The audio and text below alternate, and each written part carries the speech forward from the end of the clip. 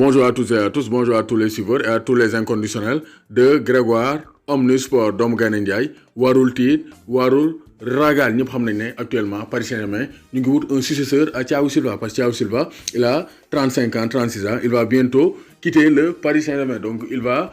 quitter le Paris Saint-Germain probablement en fin de saison parce que il est rattrapé par l'âge maintenant kan mooy remplacer Thiago Silva Paris Saint-Germain teg nañ bët kii di Kalidou Koulibaly parce que Koulibaly suukar la ku ko bañ doon ndekki il fait partie des meilleurs défenseurs au monde moo tax Paris pare nañ pour teg table bi 12 millions d'euros le salaire de Mohamed Salah à Liverpool donc 12 millions d'euros pour attirer Kalidou Koulibaly moo tax donc le journaliste français Vincent Deluc qui suit de près l'actualité surtout des Lions du Sénégal parce qu'il a toujours parlé de Sadio Mané cette fois-ci il pose le débat Kalidou Koulibaly nee dans 3 ans avoir Koulibaly ou bien avoir Thiago Silva ban moo gën a rentable. Parce que Koulibaly, il a 28 ans. Il peut jouer 5 ans, 7 ans de plus parce que c'est un défenseur. Alors que Thiago Silva, on peut jouer dans le plus haut niveau 3 ans. Donc mieux vaut recruter Koulibaly que de prolonger ou bien de conserver Thiago Silva. Aujourd'hui, Thiago Silva, je ne suis pas certain qu'il est un défenseur central mieux que lui dans le monde. On peut toujours discuter sur Ramos ou bien Van Dijk. Mais Thiago Silva, actuellement, il est un défenseur beaucoup moins de monde. Ça, c'est vrai. Même s'il manque de caractère, mais Thiago Silva, défensivement, tactiquement, amul défenseur bu ko mën c'est un excellent joueur il est sans doute parmi les 3 meilleurs défenseurs au monde mais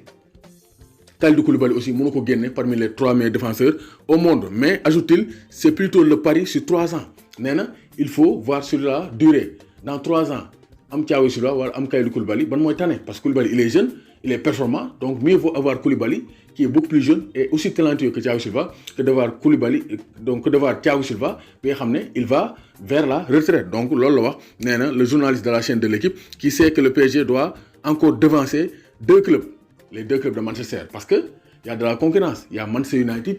il y a Manchester City dans le dossier donc Paris ils doivent se montrer convaincants pour attirer Koulibaly donc c'est ça le grand dilemme est-ce que Koulibaly dina nangoo ñëw Ligue 1 bi nga xam dafa faible alors que City mu ngi koy tàllal loxo City joue la Ligue des Champions joue la Premier League qui est un grand championnat le meilleur championnat au monde donc c'est ça le grand dilemme d'abord Leonardo faut mu iri Koulibaly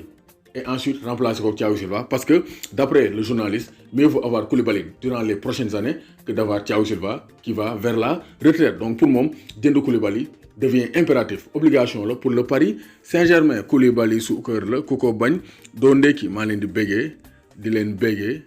di leen béggee